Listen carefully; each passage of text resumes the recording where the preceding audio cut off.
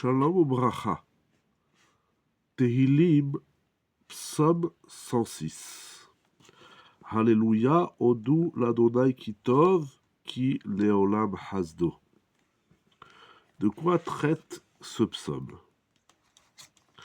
Selon le Rid et le Rir Hayoun, dans ce psaume, David Ameler prononce un vidouille, une confession sur les fautes du peuple d'Israël qu'ils ont commis lorsqu'ils étaient dans le désert et lorsqu'ils sont rentrés en Eretz Israël. On va ouvrir une petite parenthèse. C'est intéressant que lorsqu'on parle de la faute du peuple d'Israël, ce n'est pas pour condamner, mais c'est pour prononcer un vidouille. Je ferme la parenthèse. Dans ce psaume, David Ameler raconte également la grandeur des bontés divines envers le peuple d'Israël lorsqu'il les a fait sortir d'Égypte, lorsqu'il les a guidés, conduits dans le désert, et lorsqu'il les a fait rentrer en Eretz Israël. Et combien le peuple était ingrat envers Dieu, et ils l'ont mis plusieurs fois en colère, comme c'est raconté dans le livre de Bamidbar. Ce psaume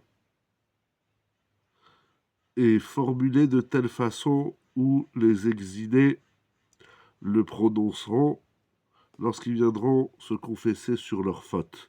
C'est-à-dire que ce n'est pas qu'un vidouille, une confession sur le passé, sur les fautes du passé, mais c'est une confession sur les fautes du futur. Ça veut dire qu'à chaque fois que le peuple d'Israël prend conscience de ses erreurs et veut faire le vidouille, il dira ce psaume. Mais, incroyable, toujours selon ses Mefarshim, il ouvre ce psaume David Ameler par une prière sur lui-même, qu'il puisse voir la délivrance d'Israël. C'est-à-dire que le but, c'est de reconnaître ses fautes, le vidouille, par l'expression de la faute, la reconnaissance de la faute, et à travers cela même, espérer la Yeshua, la délivrance. C'est incroyable. Selon le Radak, le Meiri et le Malbim, ce psaume est la suite du précédent, où David Ameler va raconter les bontés divines envers Israël, les bontés divines envers Israël lorsqu'ils étaient dans le désert, lorsqu'ils sont rentrés en Eretz Israël, et quand bien même ils ont commis de grandes fautes, Akadosh Baruch Hu, il est Ma'arich Apo Veosei Bahem Chassadim. Akadosh Baruch Hu est patient, Akadosh Baruch Hu, il attend qu'on revienne vers lui, et il continue de nous offrir sa bienveillance, parce qu'Akadosh Baruch Hu croit en l'homme, croit dans le peuple d'Israël, qu'ils vont se repentir. Il vient éveiller David Ameler, à travers ce psaume, il vient éveiller le peuple d'Israël d'apprendre, de tirer des leçons des histoires du passé, c'est-à-dire que les soucis, les problèmes qui adviennent à l'homme et au peuple d'Israël, c'est à cause de leurs fautes. Mais lorsqu'ils font tchouva, ils se repentent, Akadosh Baruch Hu a pitié d'eux, et Akadosh Baruch Hu, il nous sauve de nos problèmes. Incroyable comme Misbor, selon ses commentaires.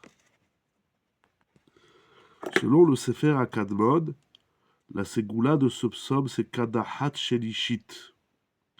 C'est une personne qui a des fièvres pour la 3e fois.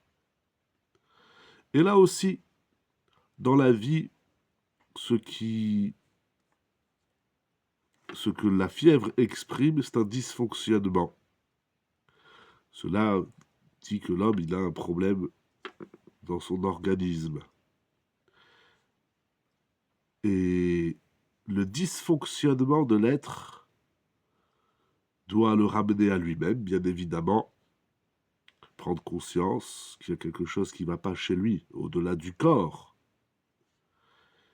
Et cela nous rappelle qu'il y a également un dysfonctionnement collectif, communautaire.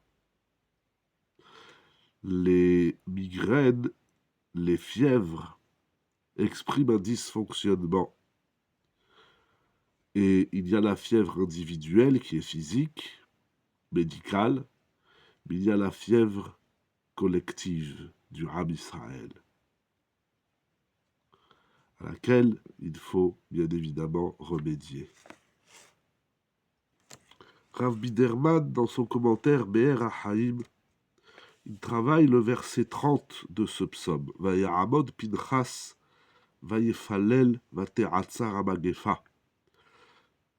Suite à la débauche commise par Zimri ben Salou avec la princesse de Midian, Cosbi bat Tsour, il y a eu à Kadosh Baruch Hu envoyé une épidémie. Et David Amelech nous dit que Pinchas s'est levé, il a prié et il a stoppé l'épidémie. Le verset 31 continue, Vate Hashemlo litzdaka ledor vador ad olam. Et ainsi, ce que Pinchas a fait est considéré comme une tzedaka envers toutes les générations jusqu'à la fin des temps pour l'éternité. Rabbi Derman rapporte le commentaire du Tiferet Shlomo qui dit quelque chose d'extraordinaire. Nous savons dans l'histoire, tel que c'est raconté dans la Torah, qu'il y a eu malheureusement plusieurs fois des épidémies lorsque les bénis d'Israël ont fauté. Mais ce n'est pas à chaque fois qu'il est dit que ce que le tzaddik fait, c'est une tzedaka pour le peuple d'Israël et jusqu'à la fin des temps. Quelle est la différence? Par exemple, suite à l'histoire de Korah, il y a eu une épidémie. Et Aaron à Cohen, il a offert la kétoret, les encens, ce qui a mis fin, stoppé l'épidémie. On ne dit pas à propos d'Aaron que ce qu'il a fait, c'est une tzedaka pour l'éternité. Quelle est la différence entre l'intervention de Pinchas et celle de Aaron à Kohen? Il dit le Tiferet Shlomo, Rabbi Shlomo de Rodomsk, quelque chose d'extraordinaire. C'est vrai que Aaron a stoppé l'épidémie par le biais des encens, de la kétoret. Mais ceci, la ktoret, que d'ailleurs c'est écrit dans les Sfarim, le Harizal notamment, le Zohar, que c'est important de lire la ktoret. C'est une ségoula pour remédier à beaucoup de problèmes. Mais malgré tout, la ktoret véritable est offerte au Beth Amikdash. Donc lorsqu'il n'y a plus le temple, c'est une ségoula qui n'existe pas, en tout cas qui est diminuée. Donc c'est pas une tzedaka pour toutes les générations, c'est une formule qui marche seulement lorsqu'il y a le Beth Amikdash. Par contre, ce qu'a fait Pinchas, c'est une ségoula, pour emprunter un mot moderne, c'est une ségoula, un remède qui marche pour toujours. Qu'est-ce qu'il a fait Pinchas? Pinchas, comment il a stoppé Vate'atzar hamagefa, comment il a stoppé l'épidémie? C'est Vaïfalel. C'est par la tfila. Par conséquent, nous avons la possibilité de prier de tout cœur, tel Pinchas, et ainsi de sauver le peuple d'Israël des milliers de juifs de tout mauvais décret. C'est que Pinchas, il nous a appris la puissance de la tfila de l'individu qui peut sauver une collectivité. Et ça marche tout le temps. Incroyable.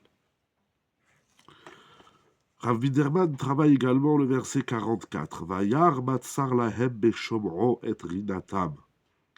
Akadosh Baruch Hu a vu les souffrances d'Israël et il a entendu leur chant. Incroyable. Le verset aurait dû dire il a entendu leur cri. Hachem, il entend qu'on l'implore, c'est quoi qu'il entend leur chant. Il rapporte au nom de Rab Shaul Yedidia Mimojitz, qui rapporte au nom de son père le divrei Israël. Une idée fantastique qu'on retrouve beaucoup dans les Teilim d'ailleurs. Les enfants d'Israël, ils ont compris que lorsqu'ils sont dans des moments difficiles de la vie, individuelle ou collective, alors il faut prier, comme nous venons de dire. C'est sûr qu'il faut prier. Mais en même temps, on a compris qu'il y a l'espoir. Et cet espoir vient de la foi que nous avons en Dieu. Et celui qui a foi en Dieu, il n'attend pas que la délivrance se réalise pour chanter. Il est tellement certain, il a tel bitachon dans Akadosh Baruch Hu qu'il chante pour la Yeshua future. C'est la force du peuple d'Israël de chanter avant la délivrance. Parce que c'est le chant, c'est la rida qui apporte la délivrance. C'est incroyable comme idée. Il y a bien évidemment encore de nombreux trésors enfouis dans les commentaires du livre de Teilim, mais nous avons déjà appris quelques notions surpuissantes. Nous n'avons pas suffisamment foi dans la puissance de la prière et de ce qu'elle représente.